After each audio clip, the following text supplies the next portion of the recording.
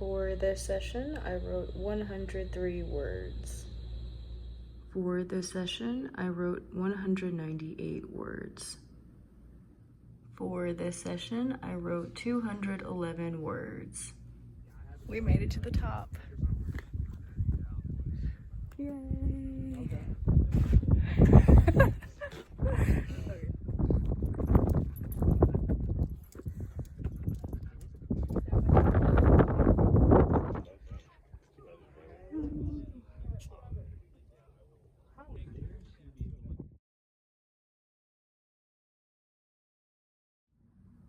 It is 3:44 a.m.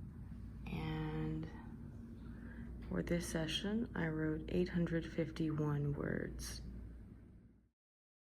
What a weekend it has been. On Saturday, my husband did a testing for Krav Maga students. He's an instructor for Krav, and I went along to provide some moral support, and it was a really amazing time. The group went out afterward for a late lunch for some delicious Mexican food, and I got to meet new people and talk about my manuscripts. This is my first time writing fiction, and so it is also my first time talking about my process and my works in progress to physical human beings outside of YouTube, and of course outside of my husband as well. In that experience, I made some like-minded, kindred spirit friends who are also interested in reading and the world of books. And that was really exciting and new for me because I have never met people in the physical flesh who shared the same interests in books as me. Amidst that experience, I had an offer for beta readership, which is very, very exciting for me because I have never had beta readers before. And while I am aware that some people are very hesitant about beta readers and very careful about who they allow to read their manuscripts, which for good reason, I have really been wanting to put myself out there more and be not too precious with my manuscripts as they move along in the process, because I feel that learning to accept constructive feedback early on and to be able to discern amongst the feedback one receives is a valuable skill in the writing process. So with my second manuscript, my cozy magical fantasy novel that I only have 1,200 or so words for, I was like, it's super early, but I want to put it out there. I'm very excited about this project and I want feedback. And I sent it to my new friend. And I'll have to say, I am very glad that I got it out into the open early on, because the context clues that I was able to receive, I feel are going to be very, very beneficial for me moving forward with the manuscript. And I think it'll spare me from a lot of tedious and painstaking editing down the road. My primary manuscript, the one I'm working on every single day, it's for a particular audience, but my second manuscript, my cozy magical fantasy novel, I do want it to reach a broader audience, and so I think receiving feedback early on can really help me ride a more aligned course in writing it, keeping my audience in mind. The way I look at it, the sooner I can address these initial obstacles and have that in the back burner of my mind, though it is a bit of a censorship, I feel that it would be less painful for me down the road, because then I won't be as attached to the corrections I would eventually have to make writing for something that I want to be more traditionally written. In other words, I think it's so much easier to accept the feedback now than to have 60,000 or so words that I have to go back and be like, do I really want to do this? Like, I've spent so much time and effort and energy doing this, and like, is this really necessary. I feel like I would question the feedback more had I written more and then tried to piece it all in together. It is always a juggling act because on the one hand, you do want to trust your creative vision, but on the other hand, you have to be open to feedback. And figuring out when to do that in your process, I think is a very individual gauge. But knowing myself, I know that it would be harder for me to accept correction after I have pretty much written the whole thing than to take it into consideration early on and think about it before I continue further. Ultimately, for my second manuscript, I want it to facilitate the imagination and I want it to reach a broad audience.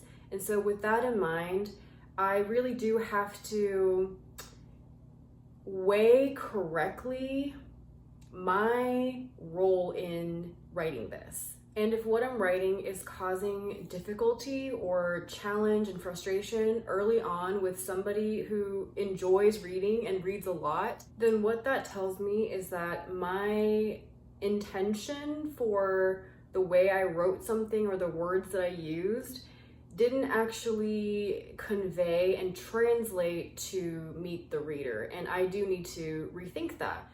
As a writer, I have to also believe that I am capable of rewriting something in a way that can actually still honor my creative vision, but also meet the reader where he or she is at. At the end of the day, no matter what my well wishes are for what I write, if the message does not translate, then it's meaningless to the reader. And for something that I'm writing for a broad audience, that is a very important consideration. That said, this is also why I do have my primary manuscript, which is solely my creative expression, and that's just going to be something that I work on more individually and privately and put out there just really untouched by other people. So that was Saturday. Then yesterday, Sunday, my husband and I did a hike, and we haven't done an intense one in a while, and we were definitely a bit deconditioned for it because I am sore, but it was absolutely worth it. It was so refreshing and recharging. And then this morning we went to the sauna to kickstart our week, and I got to flush and stretch, and that was really wholesome. I have been up since 1:30 this morning. My sleep has been quite erratic, but I find that this is usually the case around the full moon. Fortunately, I was able to channel my excess energy toward writing, and I got a whopping 800 plus words in this morning, which was such a pleasant surprise. And I feel very strongly that my nature reset had a lot to do with it. Last up on the vlog agenda, some books and then some updates for my future vlogs. There was a book in the public domain that I found online that I wanted a hard copy of, called A History of Aesthetic. And so I made this myself. I used a different platform, a different publishing platform, Lulu instead of KDP. And this is really only just a prototype that I made only because I wanted it quickly done and in my hands because I was so excited to read it. And I wanted to share it with you guys. There were some watermarks that I had to clean up, and then I had to format it a little bit. It's not perfect, but I'm just really happy to have a hard copy of this. And I will have to say that having used KDP for a while and trying out Lulu for the first time, I'm actually really enjoying Lulu's quality of publication. There are some print errors on my end and some print errors on Lulu's end as well. I also did not account for the gutter spacing too well, but this was something that I really just wanted quickly done in my hands.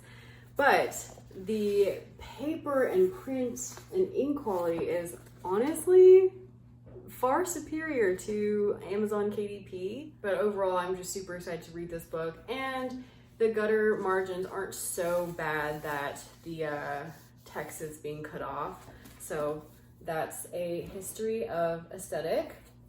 And then while I was out for my husband's Krav testing, I came across my favorite little free library, and I found 2 books that I've been keeping my eye out for. I was so excited to come across these books, and they are The Way of Kings by Brandon Sanderson and book 2, Words of Radiance by Brandon Sanderson. I'm just so excited. I don't even have words right now, but yeah, that was so serendipitous. And I love that I got the kind of old school hardbacks because the paper quality is just so much nicer in my opinion. So that's my mini book haul. And then lastly for this vlog, some updates for what I want to do in season 3. I am planning on doing an extended notes series on my first book, It's Okay to Burn Bridges, to give more context and insight and also further reflections from what I wrote 2.5 or so years ago. And also updates on what has changed in my right life and my process in that time span. Anyways, that is all that I have for this vlog, and I will see you in the next one.